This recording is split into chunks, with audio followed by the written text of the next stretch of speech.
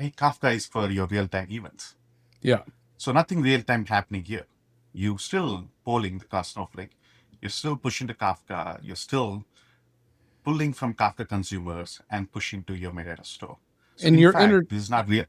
you're introducing a whole lot of additional potential points of failure on top of that. Exactly. Yeah, you need to maintain a Kafka. What happens when the Kafka producer comes down? Who is going to restart? What Yeah. happens to Kafka consumers? When there are many complicated cases that we have encountered, Yeah.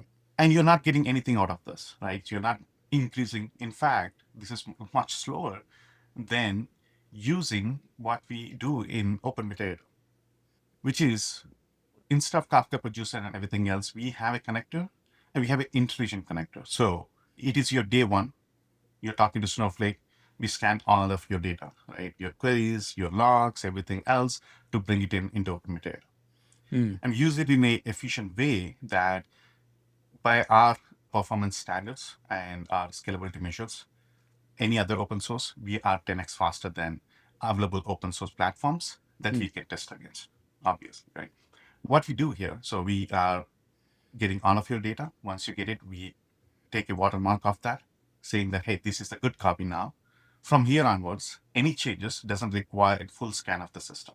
It requires incremental poll, which is today, let's say we took at 10 a.m. PST, the full scan. The next one, when we do at 11 a.m., we don't go ask Snowflake to give all of your data, all of your metadata. In fact, we only say that, hey, let's look at what changed from 10 a.m. to 11 a.m. PST and only get that.